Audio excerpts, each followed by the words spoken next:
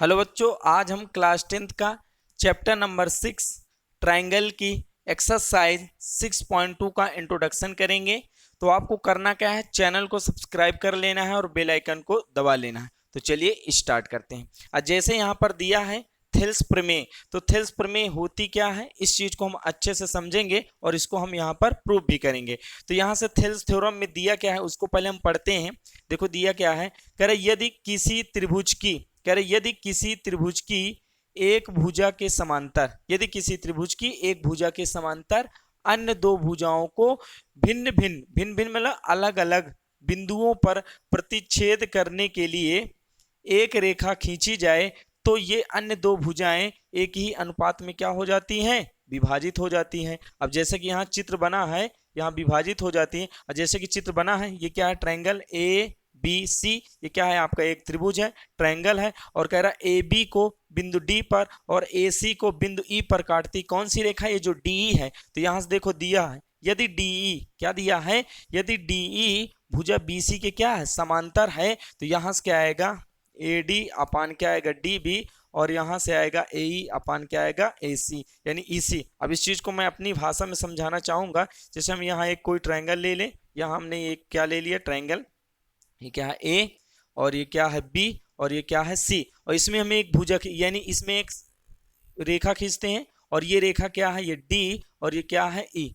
ठीक है, और देखो ये रेखा ए बी को बिंदु डी पर और ए सी को बिंदु ई पर क्या करती है, प्रतिच्छेद करती है। और साथ ही साथ ये जो डी ई है बेटा, ये भुजा बी सी के क्या है, समांतर। अब पहले मेरी बात सुनिएगा, यदि किसी त्रिभुज में कोई रेखा, यदि किसी त्रिभुज में कोई रेखा एक रेखा के क्या हो, समांतर। अब देखो ये वाली रेखा बेटा, ये वाली भुजा इस भुजा के क्या है, ये वाली भुजा इस भुजा के क्या है, समांतर है। तो आप कहेंगे ये वाली भुजा इस भुजा के समांतर है, तो यहाँ से आएगा ए डी अपान क्या होगा, डी बी, और यहाँ से क्या आएगा ए ई अपान क्या होगा, ई सी। तो यहाँ से आप कह सकते हैं यह आएगा ए डी अपान क्या हो जाएगा, D B, A D upon D B, और इक्वल टू आएगा ए ई अपान में क्या आएगा, ई सी। और यही हमको क्या करना, प्रूव करना है। यदि किसी त्रिभुज में कोई रेखा एक रेखा के क्या हो, समांतर हो, तो जो खींची गई रेखा, देखो ये वाली हमने रेखा खींचा और ये वाली रेखा क्या है, ए बी को बिंदु डी पर और ए सी को बिंदु ई पर काटती है। तो जिन दो रेखाओं को ये अलग अलग बिंदु पर काटती है, वो दोनों रेखाएं क्या होंगी, समानुपाती होंगी।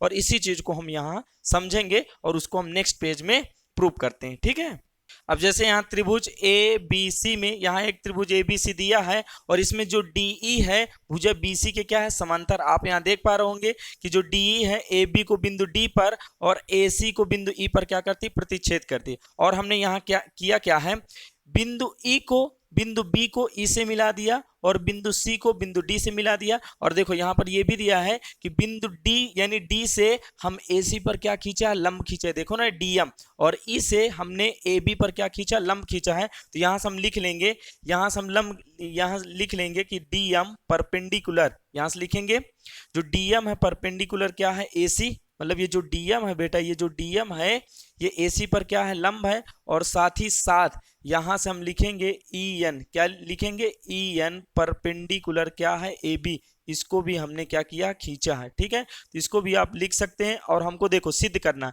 इसमें हमको दिया गया है कि डी भुजा बीसी के क्या समांतर है, जो डीई है भुजा बीसी के क्या समांतर है, और हमको सिद्ध करना है A D upon D B और ए अपान ई सी। इस चीज को हमको क्या करना है, प्रूव करना। अब देखो इस चीज को प्रूव करने से पहले हम थोड़ा सा यहाँ से कुछ सीखते हैं। जैसे देखो कोई ट्रायंगल दे दिया जाए, ये है, ये क्या है ट्रायंगल, मान लो क्या है, ये ए और ये बी और ये क्या है सी। अगर इसका हम एरिया निकालेंगे तो आप बोलेंगे सर त्रिभुज के एरिया क्या होता है, यानी अगर हम इसका क्षेत्रफल निकालेंगे तो क्षेत्रफल क्या होगा, 1/2 आधार गुणे क्या होगा, आधार गुणे क्या होगा, ऊंचाई। अब इसका हम एरिया कैसे निकालेंगे, आप बोलेंगे सर अगर इस सामने वाले शीर्ष से, अगर सामने वाले शीर्ष से इस पर हम क्या डाल दें, लंब डाल दें, है ना, सामने वाले शीर्ष से इस पर लंब डालें, और ये हमने माना लंब भुजा बीसी को डी पर काटता। ठीक है, तो इसका क्या एरिया क्या आएगा, 1/2 आधार।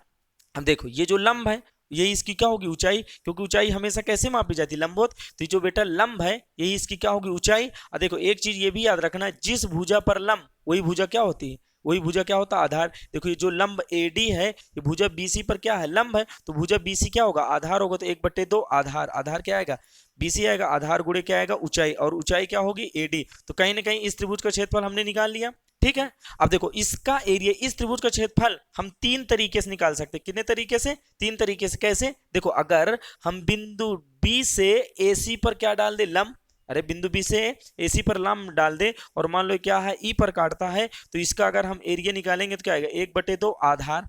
आधार क्या होगा, देखो बेटा अगर हम ये लंब लेंगे, कौन सा लंब, अगर हम ये वाला लंब लेंगे तो इस लंब के लिए आधार क्या होगा, AC, क्योंकि आपको पता है जिस भुजा पर लंब वही भुजा क्या होगी, आधार। तो अब हम लंब क्या ले रहे हैं, BE, यहाँ लंब क्या ले रहे हैं, BE, तो अगर लंब हम BE लेंगे तो आधार क्या होगा, जिस भुजा पर लंब वही भुजा आधार, तो यहाँ आधार क्या बन जाएगा, AC। तो हम इस त्रिभुज का एरिया हम तीन तरीके से निकाल सकते हैं। तो आप यहां समझ सकते हैं, इसी कॉन्सेप्ट का हम यहां यूज करेंगे। अब जैसे यहां पर एक ऐसा हम ट्रायंगल ले लें, जैसे हम यहां बनाते हैं और ये हमने ऐसे ट्रायंगल ले लिया, और कह दीजिए इस ट्रायंगल का, ये हमने एक ट्रायंगल ले लिया, इसको नाम देते हैं A, और ये क्या है B, और ये क्या है C। अब कह दीजिए इस ट्रायंगल का एरिया निकालो, यानी इस त्रिभुज का क्या करना है, एरिया निकालना है। तो इसका एरिया कैसे आएगा, आप बोलेंगे सर इसका क्षेत्रफल क्या होगा, क्षेत्रफल किसी भी त्रिभुज का क्षेत्रफल क्या होता है, 1/2 आधार गुणे, आधार गुणे क्या होती है, ऊंचाई। आप बोलेंगे सर इसकी ऊंचाई हमको नहीं पता, ना तो आधार पता, तो आप करेंगे क्या, इसकी ये वाली साइड अगर इस तरह आगे बढ़ा दें, और इस साइड को बढ़ाने के बाद इस ये जो इसका मैक्सिमम पॉइंट है, मैक्सिमम पॉइंट से इस पर हम इस पर क्या करते हैं, लंब डाल दें।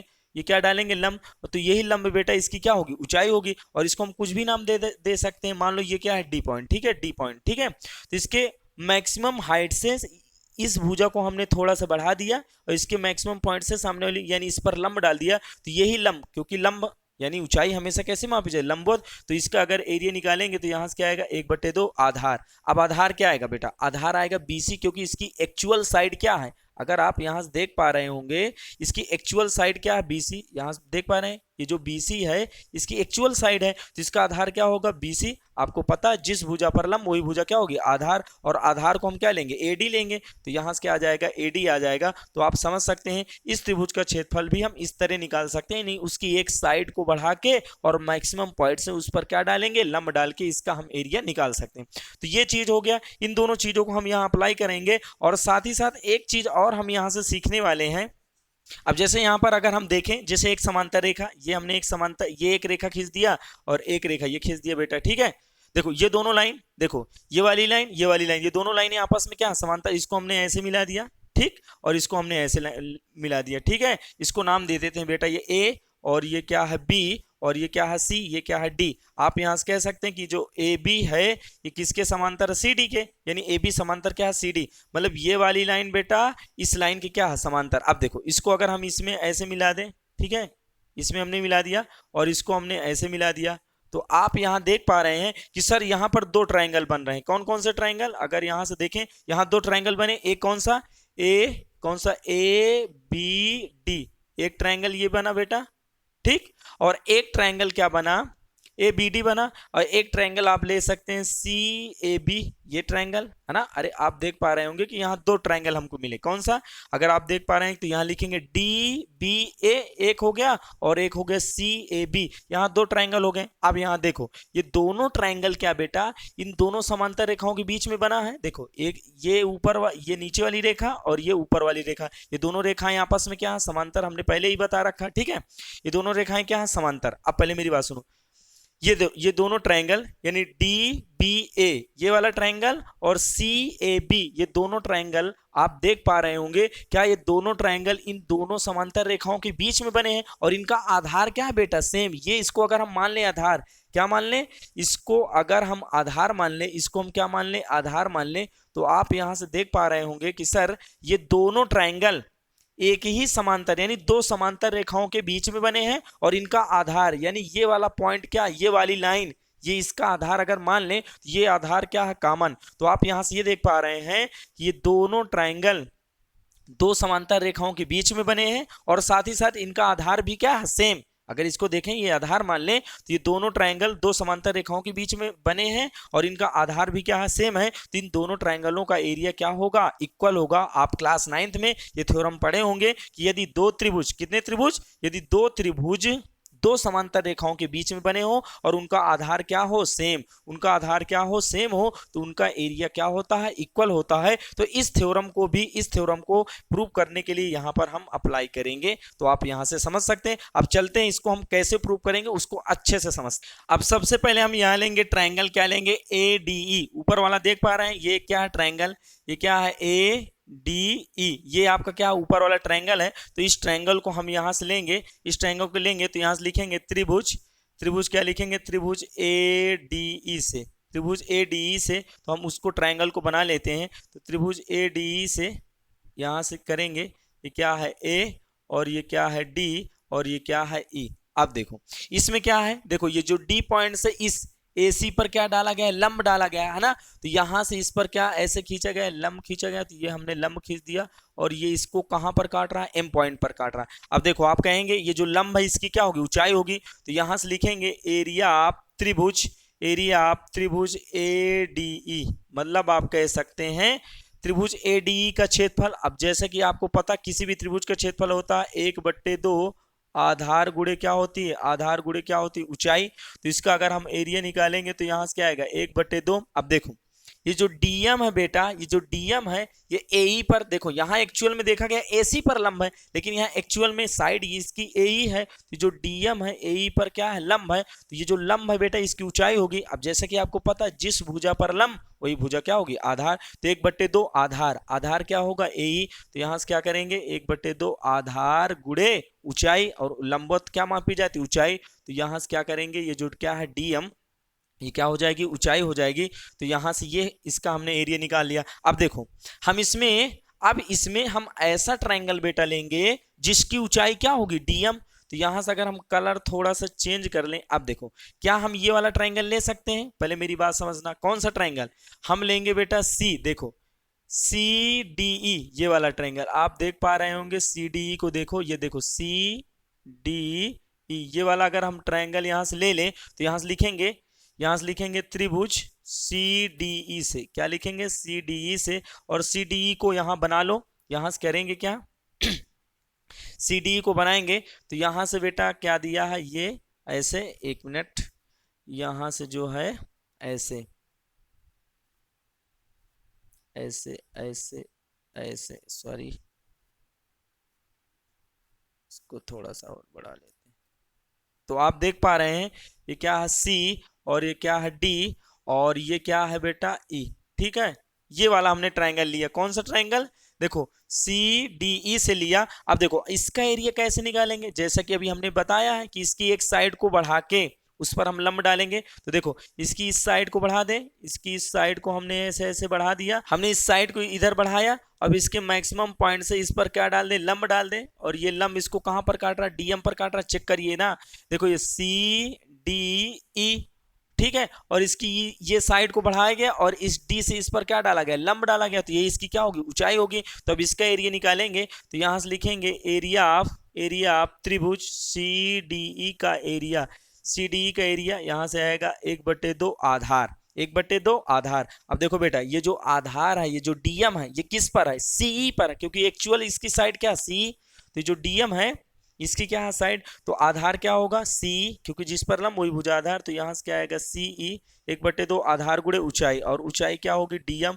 तो ऊंचाई क्या होगी डीएम। अब ये देखो ये दोनों ट्रायंगल, अब इन दोनों ट्रायंगल का हम क्या निकालेंगे, रेशियो निकालेंगे। तो आप यहाँ समझेंगे, ये हमने एरिया निकाल लिया। तो यहाँ लिखेंगे एरिया ऑफ त्रिभुज ADE, और अपान में क्या लिखेंगे, एरिया ऑफ त्रिभुज CDE। तो यहां से लिखेंगे इसका एरिया क्या है, 1/2 आधार, आधार क्या है AE, ये जो है इसका एरिया 1/2 AE गुणे क्या है, AE गुणे यहां से दिया है AE गुणे क्या दिया है डीएम।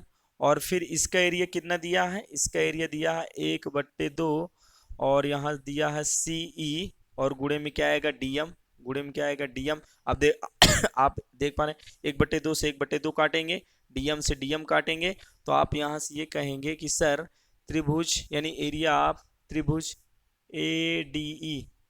ADE, और यहाँ से लिखेंगे एरिया ऑफ त्रिभुज CDE का क्षेत्रफल, यहाँ से क्या आ गया ए ई और बटे में क्या आया सी, और यहाँ से क्या डाल देते हैं समीकरण फर्स्ट। तो ये हमारा क्या है समीकरण फर्स्ट हमने डाल दिया। अब हम करते हैं सेम यही प्रोसेस दूसरे वाले ट्रायंगल में लेंगे, और दूसरा वाला ट्रायंगल लेने का मतलब यहाँ से ये हुआ हम फिर से वही ऊपर वाला ट्रायंगल लेंगे। तो यहाँ से हम लिखेंगे, यहाँ से क्या लिखेंगे त्रिभुज त्रिभुज ए डी त्रिभुज ए डी ई से त्रिभुज ए डी ई से लिखेंगे तो ऊपर वाला ट्रायंगल बनाते हैं। यहाँ से क्या बनाएंगे त्रिभुज ए डी ई, तो ये क्या है ए, ये क्या है डी, और ये क्या है ई। अब देखो बेटा इसका एरिया हमने बताया किसी भी त्रिभुज का एरिया हम तीन तरीके से लंब डाल सकते हैं और तीन तरीके से उसका एरिया निकालेंगे। पहले हमने इसका लंब माना था डीएम, अब हम ई से इस पर लंब डाल दें, लंब डाल दें बिल्कुल। और ये जो लंब है बेटा इसको कहाँ पर काट रहा है एन पर, आप देख पा रहे हैं ये देखो ई से इस पर लंब डाला और ये ए बी पर ये कहाँ पर काटा, कहाँ पर यानी एन पर काटा। तो अब इसका एरिया निकालेंगे तो लिखेंगे त्रिभुज ए यानी एरिया आप त्रिभुज ए डी ई, मतलब आप कह सकते हैं त्रिभुज ए डी ई का क्षेत्रफल यहाँ से लिखेंगे 1/2 आधार, क्या होगा आधार 1/2 आधार। अब आधार कौन होगा ए डी, क्योंकि जो लंब है बेटा ये लंब किस पर है ए डी पर, तो यहाँ से आधार हो जाएगा ए डी, आधार गुणे ऊंचाई, और ऊंचाई को हम लिखेंगे ई एन, ऊंचाई क्या है आपकी बेटा ई एन है, ठीक है ये एरिया हो गया। अब देखो हम दूसरा ट्रायंगल जैसे यहाँ पर डीएम लंब लिए थे, डीएम ऊंचाई थी तो हम ऐसा ट्रायंगल लिए जिसकी ऊंचाई डीएम हो। अब देखो यहाँ पर हम कौन सा ट्रायंगल लेंगे, आप यहाँ पर देख पा रहे होंगे कि यहाँ किस ट्रायंगल के लिए ई एन क्या होगी, ई एन ऊंचाई होगी। तो आप बोलेंगे सर बी डी, चेक करो देखो ये देखो बी ई और डी, ये वाला ट्रायंगल ले ले बेटा। और देखो इसी ट्रायंगल के लिए इसकी इस साइड को यहां बढ़ाया गया है और यहां से इस पर क्या डाला गया है लंब डाला गया है। तो आप यहां से कहेंगे कि सर यहां से लिखेंगे त्रिभुज, यहां से लिखेंगे त्रिभुज बी डी ई से, त्रिभुज बी डी ई से अगर हम देखेंगे इसको हम बनाएंगे ऐसे, और जैसे बना है वैसे बना लेते हैं बेटा। पहले एक मिनट इसको थोड़ा सा और बढ़ा लेते हैं, ये हमने ऐसे बढ़ाया और ये क्या हो गया बी, और ये क्या हो गया डी, और ये क्या हो गया ई, ठीक है। अब इसकी साइड देखो, इस साइड को हम अगर इसकी हाइट निकालें तो हाइट कैसे निकलेगी, इस साइड को हमने बढ़ाया, इस साइड को हमने बढ़ा दिया, ठीक है इस साइड को बढ़ा दिया, और इसके मैक्सिमम पॉइंट से इस पर क्या डालेंगे लंब, ये हमने लंब डाल दिया। और ये लंब बेटा किस पॉइंट पर काट रहा है एन पॉइंट पर काट रहा। तो अब इसका एरिया निकालेंगे तो यहाँ लिखेंगे एरिया आप क्या लिखेंगे, एरिया आप त्रिभुज बी डी ई, यानी त्रिभुज बी डी ई का क्षेत्रफल आएगा 1/2 आधार गुणे ऊंचाई। अब देखो आधार क्या होगा बी डी, क्योंकि जो बेटा लंब है ये लंब क्या है एक्चुअल में बी डी पर लंब है कि नहीं, क्योंकि हमारी एक्चुअल साइड क्या बी डी, और ये लंब बेटा बी डी पर, तो जिस भुजा पर लंब वही भुजा क्या होगी आधार। तो 1/2 यहाँ से क्या आएगा बी डी आधार गुणे ऊंचाई, और ऊंचाई में क्या लिखेंगे ई एन, तो ऊंचाई हम क्या लिखेंगे ई एन। अब देखो इस ट्रायंगल और इस ट्रायंगल का हम रेशियो निकालेंगे उसी तरह, तो हम रेशियो निकालते हैं तो आप समझ जाइएगा। यहाँ से लिखेंगे एरिया आप त्रिभुज ए डी ई, और यहाँ से क्या लिखेंगे एरिया आप त्रिभुज बी डी ई का क्षेत्रफल, बी डी ई का क्षेत्रफल। तो यहाँ से देखो ऊपर वाले ट्रायंगल क्या है एरिया क्या है 1/2 आधार ये, ठीक है 1/2, और यहाँ से क्या है ए डी, और गुणे में क्या है ई एन, गुणे में क्या है ई एन। और नीचे वाले की अगर बात करें तो नीचे वाले की बात अगर करेंगे तो 1/2 ये वाला, ठीक है 1/2 बी डी, और गुणे में क्या आएगा ई एन, ठीक है ये हमने ई एन लिखा। देखो ये 1/2 से 1/2 कट गया, और देखो ई एन से ई एन कट गया, तो यहाँ से लिखेंगे एरिया ऑफ त्रिभुज ए डी ई का क्षेत्रफल अपान में क्या है एरिया ऑफ त्रिभुज बी डी ई का क्षेत्रफल बराबर। यहाँ से आप देख पा रहे हैं यहाँ से क्या आया ए डी, यहाँ से क्या आया ए डी, अपान में क्या बचा A D upon B D, और इसको हम क्या डालेंगे समीकरण सेकंड। अब पहले मेरी बात सुनो, अब हम यहाँ लिखेंगे नीचे समीकरण फर्स्ट तथा सेकंड से, क्या लिखेंगे समीकरण फर्स्ट तथा सेकंड से। अब यहाँ देखो पहले मेरी बात सुनो, इसका रेशियो देखो ऊपर कौन सा ट्रायंगल है एरिया ऑफ त्रिभुज ए डी, और यहाँ पर देख पा रहे हैं एरिया ऑफ त्रिभुज ए डी, आप यहां से देख पा रहे हैं समीकरण फर्स्ट और समीकरण सेकंड से अगर आप देखेंगे तो यहाँ क्या है, एरिया ऑफ त्रिभुज एडी, यहाँ भी त्रिभुज एडीई का क्षेत्रफल है और यहाँ भी त्रिभुज एडीई का क्षेत्रफल है। ठीक है, तो मतलब ये दोनों त्रिभुज क्या है, सेम है, इनके अलग अलग तरीके से हमने एरिया निकाला। तो ऊपर वाले ट्रायंगल तो सेम है, लेकिन नीचे वाले त्रिभुज देखो सीडीई और त्रिभुज बीडी, इन दोनों त्रिभुजों का क्षेत्रफल भी क्या है, इक्वल है। आप यहां से देख पा रहे हैं क्यों इक्वल है, क्योंकि देखो बेटा ये देखो, ये लाइन सुनो पहले, ये लाइन और ये लाइन, ये दोनों लाइनें क्या है, समांतर। ये दोनों लाइनें क्या है, समांतर। और चेक करो यहां से, ये चेक करिए कि जो बी डी ई, ये जो देखो, ये जो बी डी ई ये वाला ट्रायंगल और सी डी ई ये दोनों ट्रायंगल क्या है, दोनों समांतर रेखाओं के बीच में बने हैं और इनका आधार, ये वाला पॉइंट क्या है, ये वाला आधार इनका सेम है। तो आप यहां से अभी हमने थ्योरम बताया ना, ये दोनों त्रिभुज क्या है, एक ही समांतर रेखाओं के बीच में बने हैं और इनका आधार क्या है, ये क्या है, इनका आधार क्या है, सेम है, इसलिए इनका आधार, इसलिए इनका एरिया क्या है, इक्वल है। तो आप यहां समझ जाइए कि इनका एरिया क्यों इक्वल है। ठीक है, इसको हम लिख नहीं रहे, लेकिन इसको आपको पता रखना है कि इन दोनों त्रिभुजों का एरिया क्यों इक्वल है। तो आप देख पा रहे हैं यहाँ भी ऊपर त्रिभुज एडीई है, यहाँ भी त्रिभुज एडीई है और नीचे सीडीई का क्षेत्रफल और त्रिभुज बीडीई का क्षेत्रफल, ये दोनों क्या है, इक्वल है। तो आप कह सकते हैं ये पूरा रेशियो और ये पूरा रेशियो आपस में क्या है, इक्वल, यानी एक ही रेशियो तो हुआ। तो आप कहेंगे समीकरण फर्स्ट और समीकरण सेकंड से, यहाँ अगर देखेंगे जब ये वाला पार्ट, ये वाला पूरा इधर वाला और ये वाला आपस में इक्वल है, तो ये दोनों भी आपस में क्या हो जाएंगे, इक्वल हो जाएंगे। समीकरण फर्स्ट और समीकरण सेकंड से यहाँ लिखेंगे ए ई, यहाँ से क्या लिखेंगे, यहाँ से लिखेंगे बेटा ए ई, क्या आएगा ए ई, और अपान में क्या आएगा सी ई, ए ई अपान सी ई बराबर क्या आएगा ए डी, अपान में क्या आएगा ए डी, अपान क्या आएगा बी डी। तो ये क्या हो गया, इसी चीज को हमको क्या करना था, प्रूव करना था, और यही आपकी क्या है, थेल्स थ्योरम है। तो इस प्रकार से हमने इसको क्या कर दिया, प्रूव कर दिया, और ये क्या है, हेंस प्रूव्ड। ठीक है, तो इसको हम लिख देंगे हेंस प्रूव्ड। तो ये हमने इसको क्या कर दिया, प्रूव कर दिया। तो आप यहां से समझ सकते हैं। अब जैसे यहाँ पर क्या है, प्रमेय नंबर 6.2 और प्रमेय नंबर 6.2 क्या है, उसी थेल्स थ्योरम का जस्ट क्या है, अपोजिट है। आप यहाँ समझ पा रहे हैं, यहाँ से जैसे कि दिया है, पढ़ते हैं। यदि एक रेखा किसी त्रिभुज की दो भुजाओं को एक ही अनुपात में विभाजित करे तो वह तीसरी भुजा के क्या होती, समांतर होती। जैसे कि आप देख पा रहे हैं, ये क्या है, ट्रायंगल ए बी सी में, ये क्या है, एक ट्रायंगल है त्रिभुज ए बी सी में। अब देखो ये कह रहे हैं डीई और ये भुजा बी सी, यहां से क्या दिया है, A D upon D B और ए अपान क्या ई सी है। तो यदि A D upon D B और ए अपान ई सी हो तो ये लाइन इस लाइन के क्या होगी, समांतर होगी। तो आप यहाँ समझ सकते हैं। जैसे हम अगर समझें तो यहाँ जैसे हम एक ट्रायंगल बनाए, ये क्या है, ये ए और ये क्या है बी और ये क्या है सी, और इसमें एक हमने लाइन खींचा और ये लाइन भुजा ए बी को बिंदु डी पर और भुजा ए सी को बिंदु ई पर क्या करते, क्या कर रही है, प्रतिच्छेद कर रही है। और हमने क्या किया, ये डी ए बी को बिंदु डी पर और ए सी को बिंदु ई पर प्रतिच्छेद करें। और यदि यहाँ पर ये कहा जाए, यदि ए डी अपान क्या कहा जाए, A D upon D B, यहाँ से क्या हो जाए, A D upon D B, A D upon D B, और यहाँ से कहा जाए ए सी यानी ए ई अपान क्या कहा जाए, ई सी कहा जाए, यानी ए ई अपान ई सी हो, यानी A D upon D B और A E upon E C हो। तो आप कह सकते हैं ये वाली साइड तो क्या होगा, तो ये जो डी ई है ये बेटा भुजा बी सी के क्या होगी, समांतर होगी। और इसी बात को यहाँ पर बताया गया है, यदि कोई रेखा हम खींचते हैं और वो खींची गई रेखा जिन दो रेखाओं को अलग अलग बिंदु पर काटती है, वो दोनों रेखाएं क्या हो, समानुपाती हो, तो आप कह सकते हैं वो रेखा जो खींची गई रेखा, वो रेखा उस भुजा के क्या होगी, तीसरी भुजा के क्या होगी, समांतर होगी। तो आप यहां से समझ सकते हैं। अब चलते हैं, इसके हम क्वेश्चन करेंगे तो वहां से आप चीजों को समझेंगे।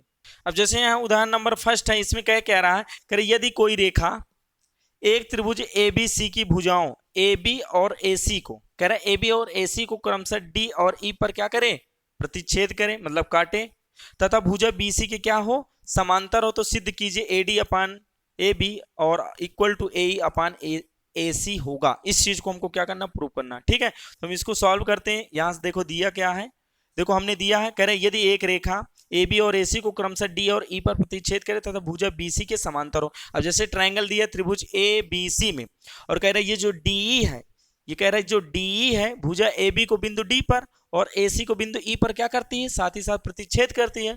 लेकिन साथ ही साथ जो डी है भुजा बी सी के क्या है, भुजा बी सी के क्या समांतर है, दिया ना भुजा बी सी के समांतर। तो हमको दिया क्या क्या गया है, यहां से लिखेंगे दिया है हमको क्या क्या दिया गया है, यहां दिया है कि जो डी है डी है भुजा बीसी के क्या है समांतर, यानी जो हमको दिया ये है कि डी भुजा बीसी के क्या है समांतर, और हमको सिद्ध क्या करना, हमको सिद्ध करना, यहाँ से लिख लेंगे, हमको सिद्ध क्या करना है, क्या सिद्ध करना है, सिद्ध करना है, सिद्ध क्या करना है, एडी अपान क्या है ए बी, और बराबर क्या है ए ई अपान क्या है ए सी। इस चीज को हमको क्या करना है, प्रूव करना है। ठीक है, तो अब हम करेंगे। अब जैसे ट्रायंगल बना लेते हैं, जैसे हमने बताया यहां से क्या बनाएंगे, एक ट्रायंगल हमने बना लिया। ठीक है, ये क्या है ए, ये क्या है बी, और ये क्या है सी, और इसमें एक लाइन खींचते हैं, ये क्या है डी, ये क्या है डी। अब देखो ये जो डी है भुजा ए बी को बिंदु डी पर और भुजा ए सी को बिंदु ई पर प्रतिच्छेद करती है, और साथ ही डी भुजा बी सी के क्या है समांतर। तो यहां से लिखेंगे, क्या लिखेंगे, चूंकि डीई, क्या लिखेंगे, चूंकि डीई समांतर क्या है बीसी। अब चेक करो, ये लाइन बेटा इस लाइन के क्या है समांतर। अब जैसे कि हमने अभी थेल्स थ्योरम बताया, जब ये लाइन इस लाइन के समांतर होगी तो इसलिए आप बोलेंगे इनका रेशियो भी इक्वल होगा। ये लाइन इस लाइन के समांतर है, इसलिए आप बोलेंगे सर ए डी अपान क्या होगा डी बी, और क्या होगा ए ई अपान क्या होगा ई सी होगा। ठीक है, तो इसलिए हम करेंगे ए डी अपान क्या आएगा D B, A D upon D B, और इक्वल टू क्या आएगा ए ई अपान क्या आएगा ई सी। ये हुआ। ठीक है, तो ये थेल्स थ्योरम से हमने यहां इसको कर दिया। अब देखो जैसा कि हमको प्रूव करना ए डी अपान ए बी, मतलब आप कह सकते हैं एडी को नहीं चेंज करना ना, तो ए को देखो, एडी और ए है और ए बी और ए सी, यानी डीबी और ईसी को चेंज करके ए बी और ए सी लाना। ये इस चीज को हम कैसे लाएंगे तो यहां समझते हैं। अब देखो ये हो गया। अगर हम यहां से ये देखें, अब देखो पहले मेरी बात समझना, ये इतना हमने कर दिया। अब हम यहां से अगर लिखें एडी अपान डीबी और बराबर क्या करें ए ई अपान में क्या करेंगे ई सी। अब देखो पहले हम इसमें अप्लाई करते हैं, यहां दोनों पक्षों में हमने 1 जोड़ दिया। क्या जोड़ दिया 1। पहले यहां समझना, इधर भी 1 जोड़ा इधर भी 1 जोड़ा, कोई फर्क नहीं पड़ेगा क्योंकि दोनों पक्षों में 1 जोड़ रहे हैं। तो यहां से क्या आएगा एडी और प्लस, देखो इस डीबी का इस 1 के साथ मल्टीप्लाई होगा तो यहां से क्या आएगा डीबी अपान में क्या आएगा डीबी। ठीक, डीबी आया। फिर क्या करेंगे ए ई, यहां से ए ई प्लस ईसी का इसके साथ गुणा होगा तो यहां से क्या आएगा ईसी, और अपान में क्या आएगा ईसी। ठीक, ये हो गया। अब चेक करो एडी प्लस डीबी, चेक करो एडी प्लस का डीबी टोटल किसके इक्वल होगा, यहां से आएगा ए बी की इक्वल, किसके इक्वल ए बी के। यहां से हम करेंगे ए बी और अपान में क्या लिखेंगे डीबी, अपान में क्या लिखेंगे डीबी, और इक्वल टू देखो ए ई प्लस ई सी। चेक करो ए ई प्लस का ई सी अगर हम करेंगे तो क्या ये ए सी की इक्वल आया, और अपान में क्या आएगा ई सी, अपान में क्या आ गया इसी। अगर हम इसको आगे और अच्छे से लिखें तो देखो इसको अगर देखो, अब यहाँ क्या ए बी और ए सी बटे में है, नीचे है, और यहाँ ए बी और ए सी ऊपर है, तो क्या इसको रिवर्स कर दे, उल्टा कर दें, तो यहां से क्या कर सकते हैं डी बी अपान में क्या करेंगे ए बी, और इक्वल टू आएगा ई सी, क्या आएगा ई सी अपान में क्या आएगा ए सी। अब देखो हमको प्रूव क्या करना था, ए डी अपान ए बी और ए ई अपान ई सी, इन दोनों को प्रूव करना था। लेकिन आप यहां ये देख पा रहे हैं कि सर ए बी और ए सी तो हमको मिल गया, लेकिन ए डी की जगह डी बी है और ए ई की जगह ई सी है। ये है, हमको लाना क्या है ए डी और ए ई लाना है, यानी डी बी और ई सी के बजाय ए डी और ए ई लाना है। तो यहां क्या हो गया, उल्टा हो गया। अब एक चीज यहां ये समझिए बेटा, यहां देखो इससे इस रिजल्ट से देखिए, देखो यहां डीबी नीचे है तो डीबी यहां आया है कि नहीं रिजल्ट में, बिल्कुल डीबी नीचे है, ईसी नीचे है, ईसी भी नीचे है। मतलब आप यहां से देख पा रहे हैं कि सर जो नीचे बटे में था वो उसी तरह है, लेकिन ऊपर वाले क्या हो गए चेंज, एडी और एई कहाँ है, ऊपर है। तो देखो चेक करो एडी और एई ऊपर है, इसलिए यहां बदल गए, देखो ऊपर। तो आप यहां से देख पा रहे हैं कि सर ऊपर वाले बदल जा रहे हैं, नीचे वाले नहीं बदल रहे हैं। तो हमको करना क्या है, ऊपर वालों को नहीं बदलना, नीचे वालों को बदलना। चेक करो ना, एडी यहाँ है, एई है, तो एडी और एई लाना। तो आप ये देख पा रहे हैं कि सर हमको ऊपर वालों को बदलना नहीं है, नीचे वालों को बदलना है। तो आपको ये पता, जो ऊपर रहेंगे वो बदल जाएंगे, नीचे वाले नहीं बदलते। तो इसीलिए हम इसको साफ करते हैं, इसको रफ टाइप हमने किया था। अब यहां से देखते हैं बेटा कि हम इसको कैसे करेंगे। अब देखो हम इसको इसलिए क्या करेंगे, रिवर्स करेंगे, उल्टा करेंगे। उल्टा करेंगे क्योंकि नीचे वाले नहीं बदलते, ऊपर वाले बदल जाते हैं। तो हम इसको क्या करेंगे, उल्टा करेंगे। तो यहां से लिखेंगे डी बी अपान में डी बी अपान क्या आएगा ए डी, और इक्वल टू क्या आएगा ई सी, क्या आएगा ई सी अपान क्या आएगा ए ई। ये हमने क्या कर दिया, उल्टा कर दिया। अब हम यहाँ लिखेंगे 1, यानी दोनों पक्षों में, यहां से लिखेंगे दोनों पक्षों में, दोनों पक्षों में एक जोड़ने पर, क्या लिखेंगे, दोनों पक्षों में एक जोड़ने पर। तो अगर हम दोनों पक्षों में एक जोड़ेंगे तो यहां से लिखेंगे डी बी अपान में क्या है ए डी, और इधर लिखेंगे +1 बराबर, यहां से क्या लिखेंगे ई सी, पलट के, ठीक है, इसको रिवर्स उल्टा करके लिखेंगे, उल्टा करके जोड़ेंगे, ई सी अपान क्या आएगा ए ई और +1। हमने दोनों पक्षों में क्या क्या कर दिया, एक जोड़ दिया। अब देखो इस ए डी के इसके साथ मल्टीप्लाई कराएंगे तो यहां से क्या आएगा डी बी, और प्लस का क्या आएगा ए डी, प्लस का ए डी, और अपान में क्या आएगा ए डी, ठीक, ए डी, और बराबर यहां से क्या आएगा ई सी, और प्लस का इस ए ई का इधर मल्टीप्लाई कराएंगे तो क्या आएगा ए ई, तो ये हमने ए ई कर दिया, और अपान में क्या करेंगे, अपान में क्या करेंगे ए ई। अब देखो चेक करो, वही है D B plus A D, check करिए, ये देखो ये डी बी और प्लस का ए डी टोटल किसके इक्वल, ए बी के इक्वल, तो यहां से लिखेंगे ए बी अपान में क्या आएगा ए डी, और बराबर ई सी प्लस ए ई, तो ई सी देखो ये ई सी हो गया और प्लस ए ई हो गया, टोटल किसके इक्वल, ए सी के इक्वल हो जाएगा। तो यहां से क्या करेंगे ए सी अपान में क्या आएगा ए ई, ठीक है, ये हो गया, बस हो गया। अब इसी चीज को हमको प्रूव करना था। अब देखो यहाँ ए डी अपान ए बी और A E upon E C है, तो इसको उल्टा फिर से कर दो। तो यहां से क्या करेंगे ए डी अपान में क्या करेंगे ए बी, और बराबर क्या आएगा ए ई अपान ए ई अपान में क्या आएगा ए सी, और इसी चीज को हमको क्या करना था बेटा, प्रूव करना था। तो आप यहां से समझ सकते हैं, और इसको हम लिखेंगे हेंस प्रूव्ड, क्या लिखेंगे हेंस प्रूव्ड, तो आप यहां से समझ सकते हैं।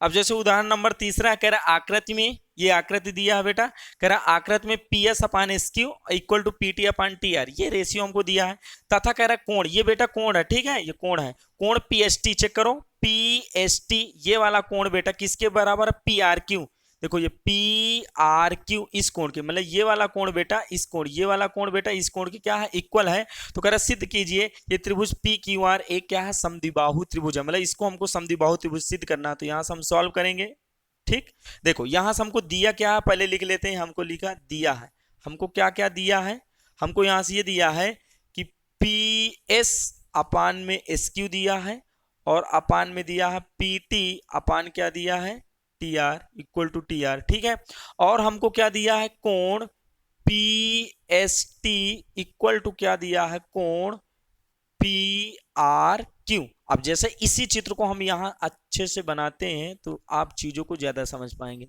तो यहां से क्या है, देखो जैसे ये ए और ये बेटा बी और ये क्या है सी, देखो ये क्या है, ये है एस और ये क्या है टी, और इसमें ये कहा गया है कोण पी एस टी, पी कौन है, सॉरी ये है बेटा आपका P, और ये है बेटा आपका Q, और ये है आपका क्या है R, ठीक है।